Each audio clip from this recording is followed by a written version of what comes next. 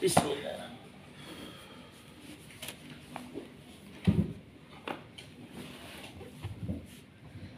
Assalamualaikum warahmatullahi wabarakatuh. Waalaikumsalam warahmatullahi wabarakatuh.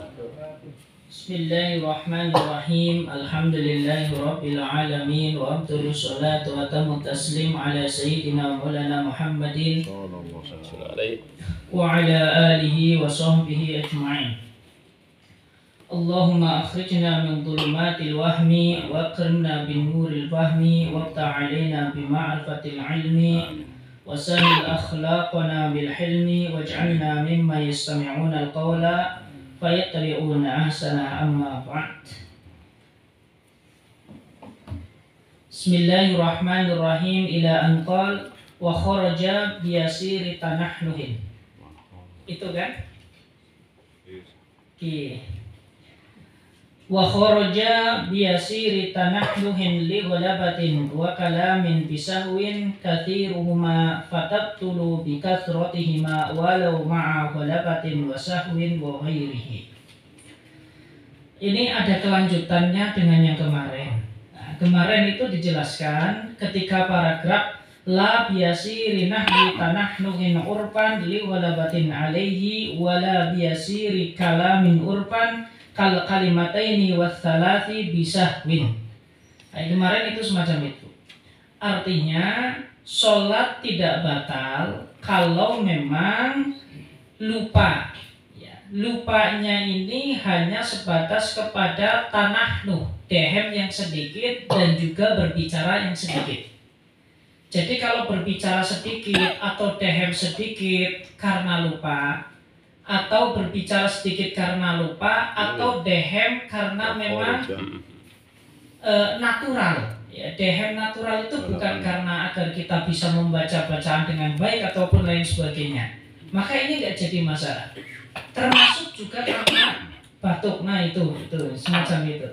Kalau sedikit dan itu karena lupa, itu tidak jadi masalah. Itu kan semacam itu.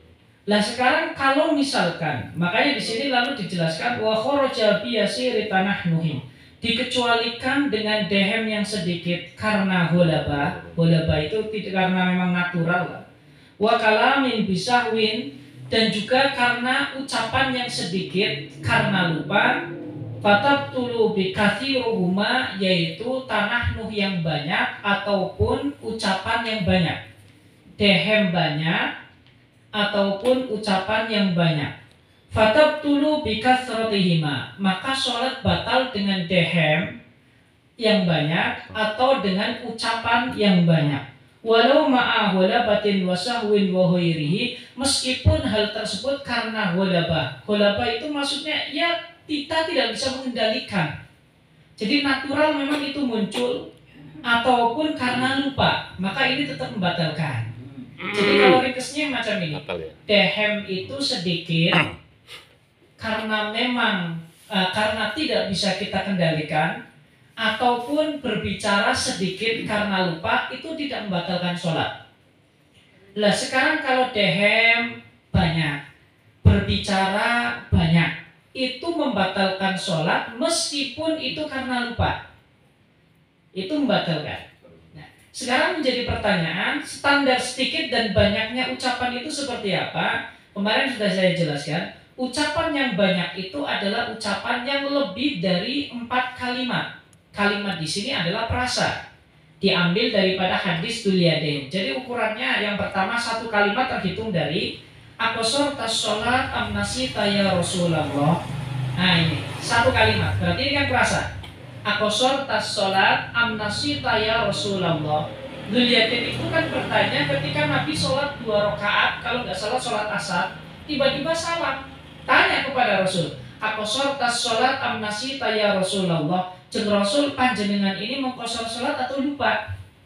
Satu kalimat, ini namanya satu prasa. Kemudian Kanjeng Nabi menjawab, kullu dzalika lam yaqa. Tidak kedua-duanya ya Dulyadain. 2 kalimat. Kemudian Dulyadain menjawab, bal ba'da dzalika qad yaqa. Enggak ya Rasul, memang benar jenengan sholat 2 rakaat gitu. Kemudian Kanjeng Rasul tanya kepada para sahabat, ashahha ma qala Dulyadain. Nah, baru kemudian sahabat menjawab. Nah, jawaban daripada sahabat ini tidak terhitung, sehingga jadi 4. Ada yang mengatakan ya 3 kalimat. Hitungannya pertanyaan dan jawaban itu dihitung 1. Jadi kalau yang mengatakan tiga kalimat, 3 frasa, itu berarti Akostor tas sholat an-nasi ya Rasulullah. Kemudian Nabi menjawab kullu dari kalam yakub, dihitung 1. Nah, kemudian masing-masing artinya yang nanya 1, Nabi 1. Itu jadi pertanyaan dan jawaban itu dihitung 1. Kemudian yang kedua, kulluda bal ba'du dari kakot yako. Dzulyatin bilang itu, oh enggak ya Rasul, panjenengan ada itu tadi sholat 2 rakaat. Nabi menjawab asoha maqala Dzulyatin. Nah, kemudian ini kan ketika Dzulyatin menegaskan dianggap 2. Kemudian Nabi asoha maqala Dzulyatin ini bertanya kepada sahabat. Sahabat lalu menjawab bala ya Rasulullah, iya ya Rasulullah, sehingga 3 itu. Ya makanya ini terjadi khilaf antara Imam Romli sama Imam Ibnu Hajar. Kalau Imam Romli itu menganggap 4 kalimat urfiyah itu maksudnya 4 frasa. Kalau Imam Ibnu Hajar 3. Hadisnya sama, hitungannya sama.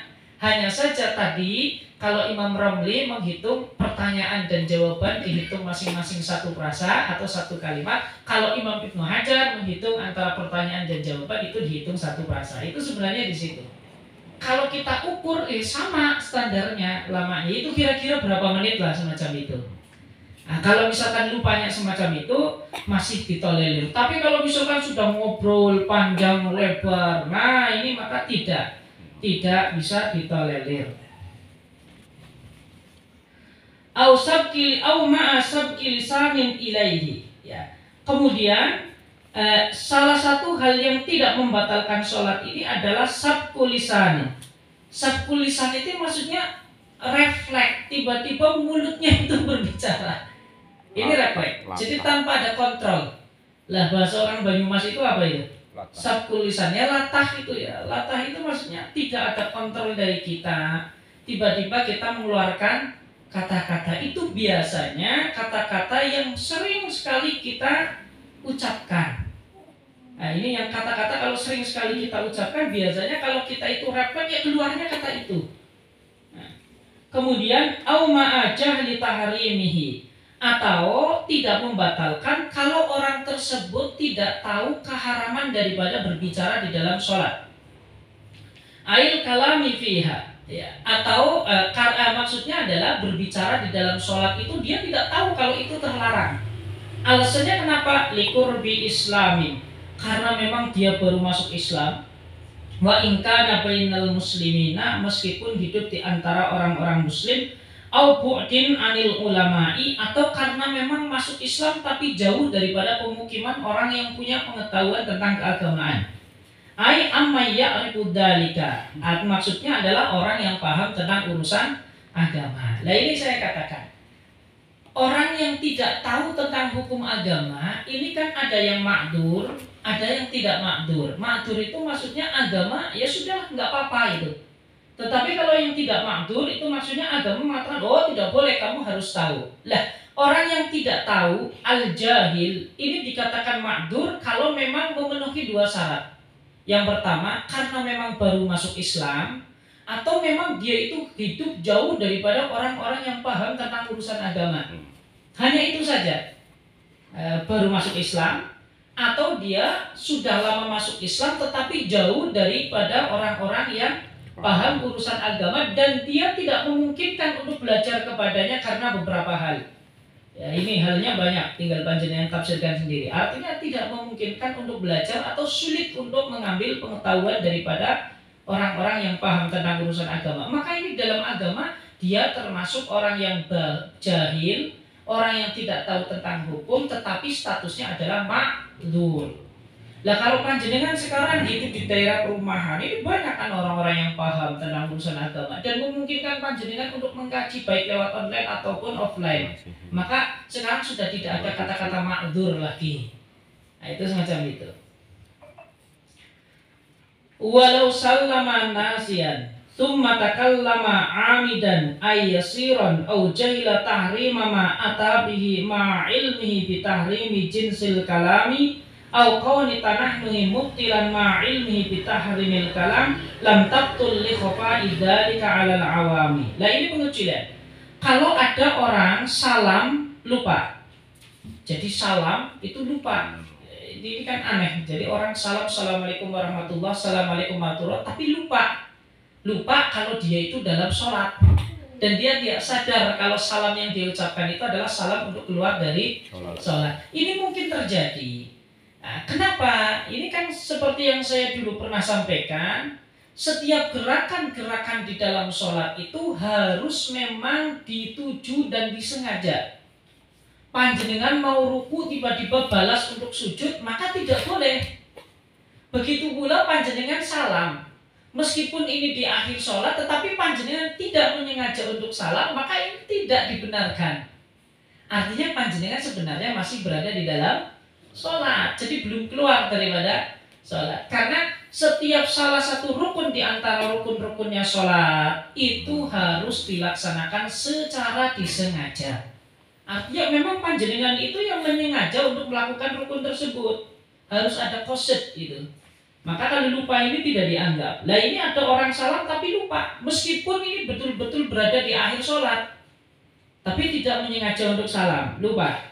Tsumma takallama 'amidan ayyasiran. Lalu kemudian dia berbicara sengaja tetapi sedikit, berarti kurang dari 4 frasa. Atau aujahila tahrima ma atabihi, atau dia tidak tahu keharaman apa yang dia lakukan, maksudnya mengucapkan tadi ma'ilmihi bitahrimi jinsil kalam, tetapi dia tahu ya, kalau ucapan itu membatalkan sholat, tetapi ucapan apapun secara detail dia tidak paham. Yang ucapan yang membatalkan sholat itu seperti apa dia tidak paham. Dia hanya paham pokoknya kalau berbicara membatalkan sholat. Detailnya tidak tahu. Ucapan yang seperti apa dia tidak tahu. Ini maksud daripada jinsun. Pokoknya saya tahu mobil itu jenis, mereknya apa tidak tahu. Nah, itu berarti tahu jenisnya saja tetapi tidak tahu secara detailnya. Lah ini tahu kalau ucapan atau berbicara membatalkan sholat, tetapi kalau ditanya berbicara yang seperti apa, kurang dari 2 kalimat atau lebih dari 2 kalimat, kurang dari 4 kalimat atau lebih dari 4 kalimat, dia tidak tahu. Nah, apakah harus berbicara tentang bahasa Arab atau tidak, dia juga tidak tahu. Intinya berbicara itu dia mengerti kalau itu diharamkan di dalam sholat. Dan dia tahunya hanya itu saja. Au qawli tanahnuhin mubtilan, atau dia paham kalau dehem itu membatalkan sholat, ma'a ilmihi bitahrimil kalami, dan juga dia paham ya akan keharaman berbicara, lam tabtul, maka sholatnya tidak batal. Kenapa? Li khafa'i dzalika 'alal awami, karena hal ini adalah perkara yang samar bagi orang-orang awam. Nah, di sini ada istilah orang awam. Orang awam ini adalah orang yang tidak paham betul tentang urusan agama. Maka ini namanya awam. Kan nanti ada awam, ada faqih, ada mujtahid. Sebenarnya dulu faqih sama mujtahid ini adalah istilah yang sama. Orang kalau ahli fikih ya dulu dia itu pasti mujtahid. Kalau mujtahid pasti ahli fikih. Itu dulu. Kalau sekarang di zaman kita atau kurun-kurun terakhir setelah masanya Imam Ibnu Hajar dan Imam Romli, nah itu kemudian mujtahid ini menjadi berkembang.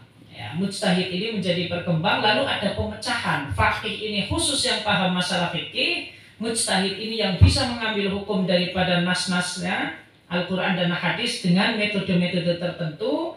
Kemudian yang awam ini ya tidak hafal hukum fikih, ya tidak hafal, ya mana mungkin dia bisa mengambil sendiri daripada Al-Quran dan Al-Hadis. Nah ini awam. Jadi ada awam, ada faqih al-mutanaqil, ada mujtahid al-mustambit. Nah ini ada 3 ini. Secara umum kategorinya ada 3. Nah ini kalau bagi orang awam nggak jadi masalah. Ini tidak membatalkan sholat, karena dia nggak tahu ucapannya seperti apa yang membatalkan sholat.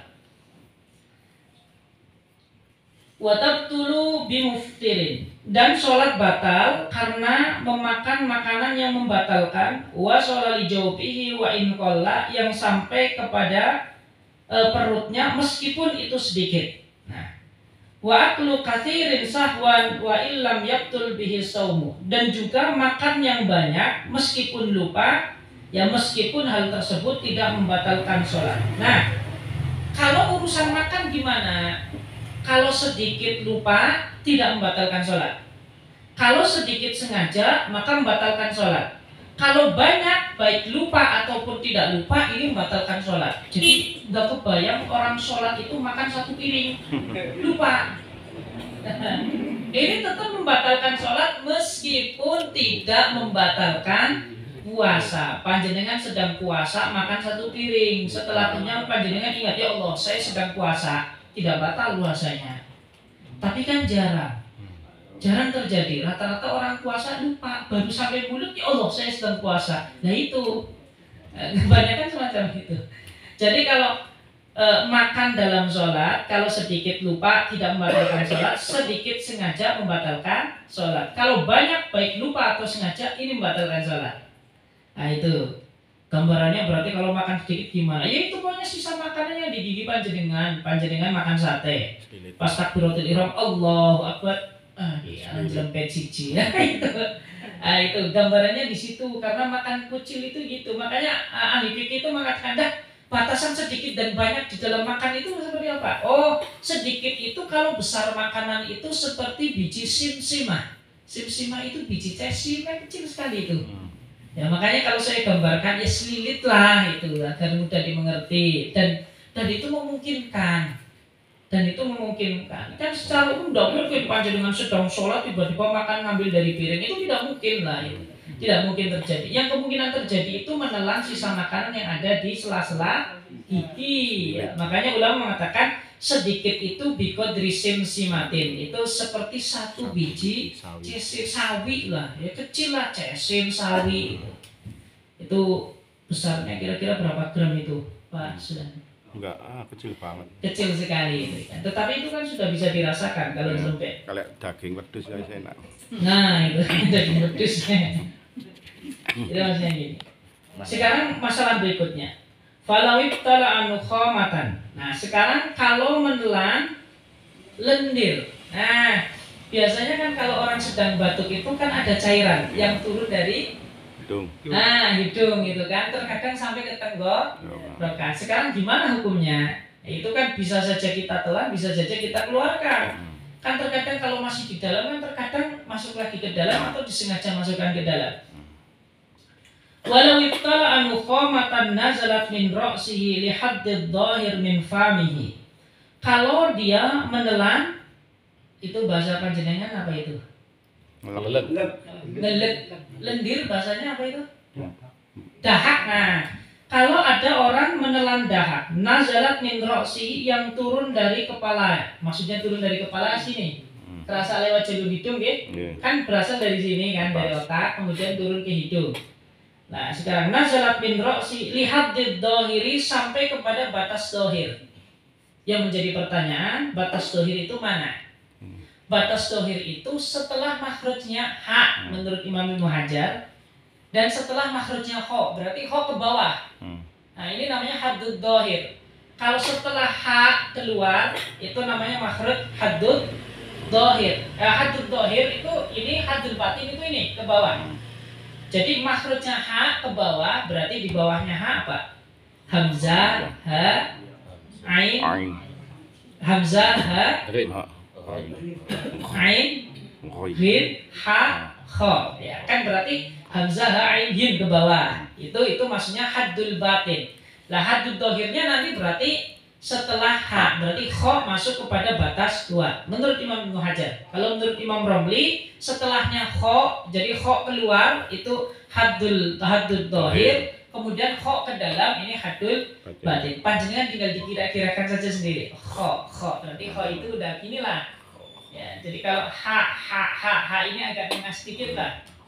Nah, kalau misalkan sudah sampai kepada haddud dhahir, berarti setelah makhrajnya ha atau setelah makhrajnya kha, menurut perhilapan antara Ibnu Hajar dan Romli, terserah dipilih mana itu. Aurikon mutanajjisan, atau dia menelan air ludah yang mutanajjis. Yang mutanajjis ini adalah air ludah yang bercampur dengan darah yang keluar dari sela-sela gusi kita. Nah itu.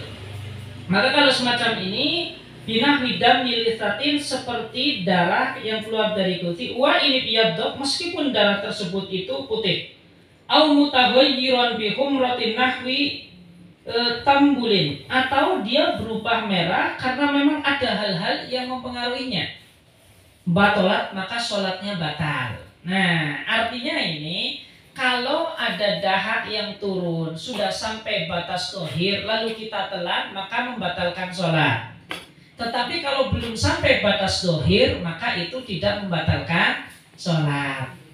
Atau kalau kita menelan ludah, jika ludah tersebut tidak tercampur dengan sesuatu yang mutanajis, maka tidak membatalkan sholat. Tetapi kalau ludah tersebut bercampur dengan sesuatu yang mutanajis, seperti darah yang keluar dari sela-sela gusi kita, maka membatalkan sholat. Kan memungkinkan kan kalau kita menelan air ludah kemudian bercampur dengan darah. Kenapa dibedakan antara air ludah yang bersih yang tidak bercampur dengan darah sama air ludah yang bercampur dengan darah? Sebab kalau air ludah murni itu adalah sesuatu yang natural. Artinya tidak mungkin orang semasa hidup itu menjauhkan diri dari ludah, itu kan tidak mungkin. Makanya itu tidak membatalkan sholat. Berbeda ketika sudah bercampur dengan darah, karena ini sudah dianggap sesuatu yang jarang. Kan normalnya orang itu kan tidak mengeluarkan darah dari sela-sela gusinya. Nah, karena memang ini sesuatu yang tidak normal dan jarang terjadi, lalu kemudian ia memiliki zat, memiliki wujud, memiliki rasa, maka itu membatalkan sholat, sama seperti dengan makan. Itu semacam itu. Ya, meskipun tidak mengenyangkan ya, karena makan itu jangan lalu dipahami setiap sesuatu yang mengenyangkan, itu tidak. Ammal aklul qalilu urpan. Adapun makan yang sedikit secara uruf. Nah, batasannya tadi ya, biji simsim.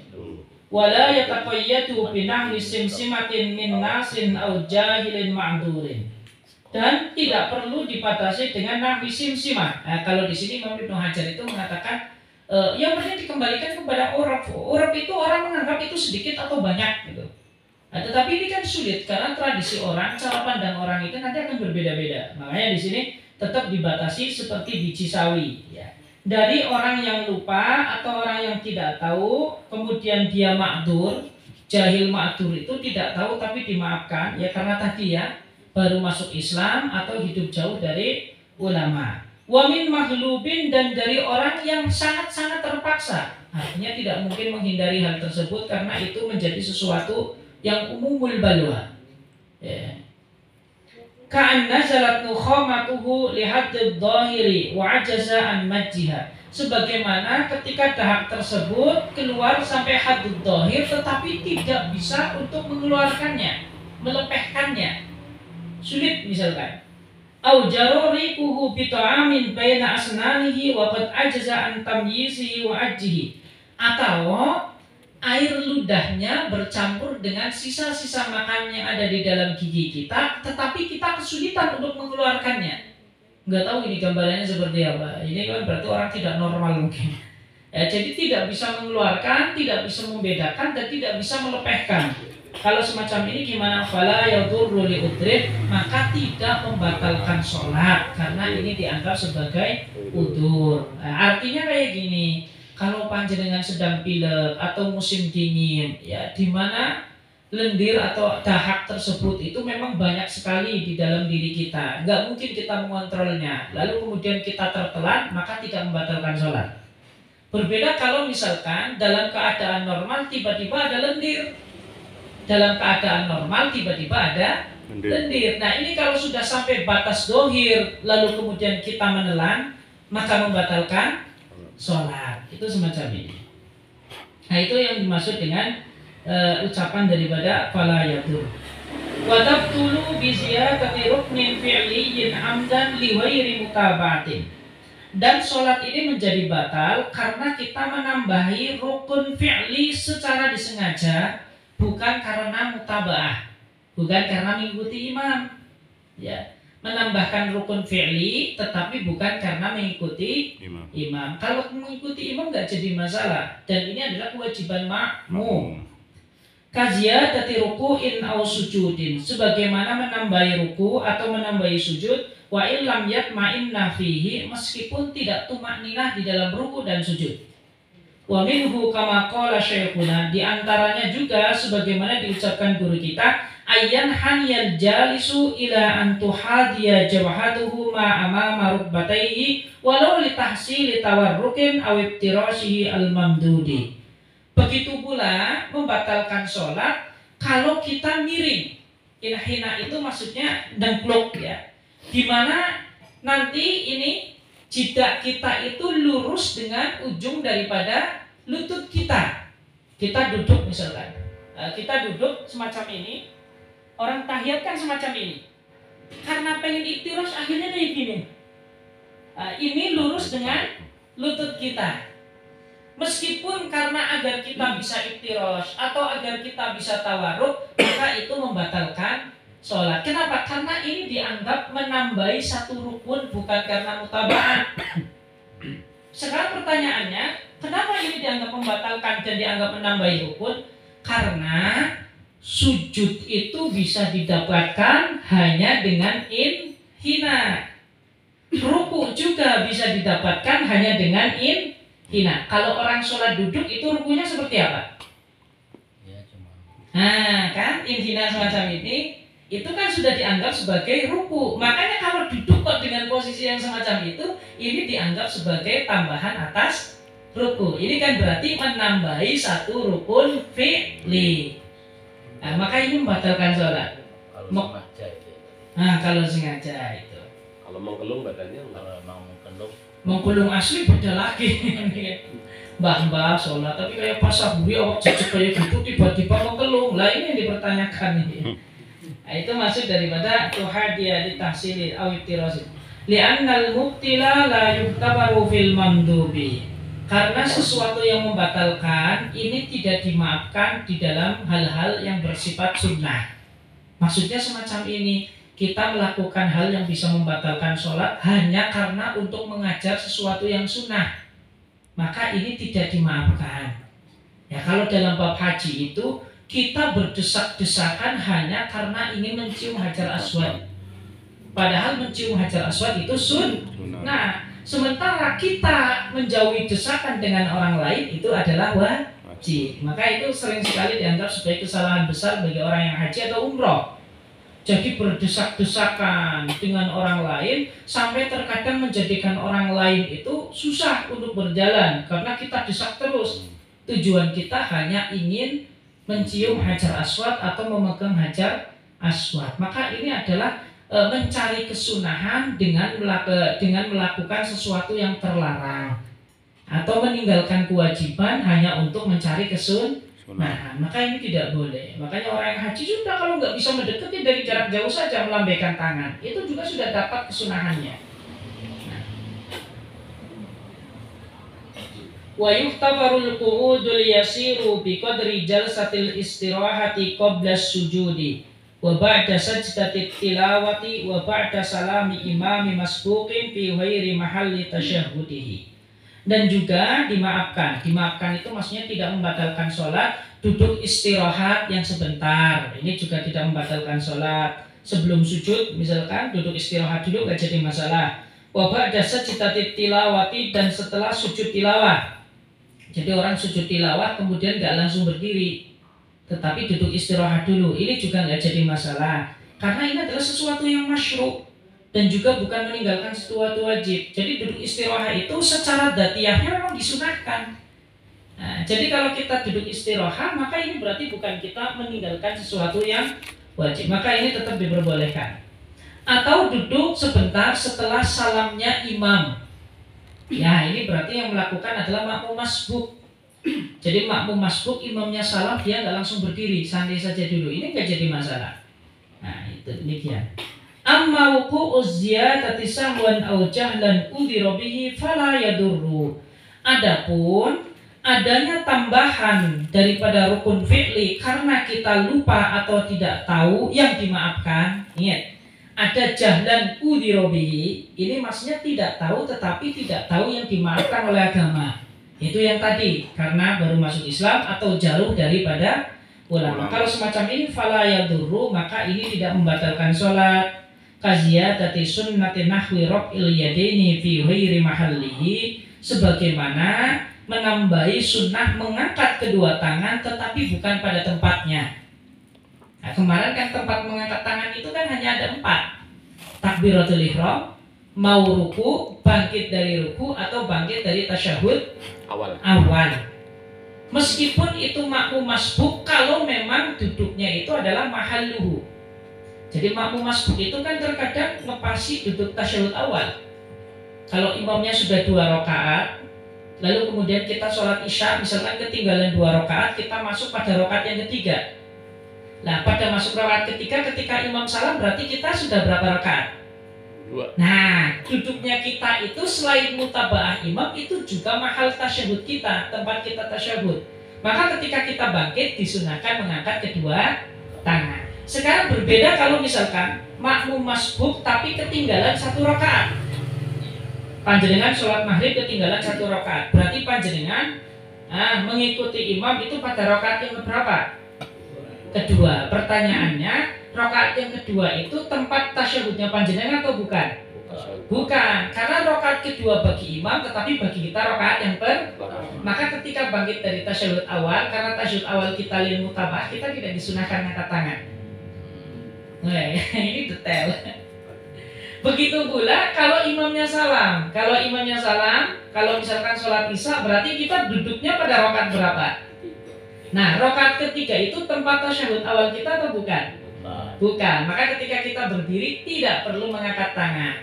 Pertanyaannya, kalau kita mengangkat tangan, ini nggak jadi masalah. La yadurru, artinya la yadurru itu la tubtilus sholat, tidak membatalkan sholat. Itu masuk daripada duduk, tetapi bukan pada tempat kita duduk. Artinya duduk kita hanya karena mutaba'atul imam. Itu ada 3 Itu sih kan. gitu.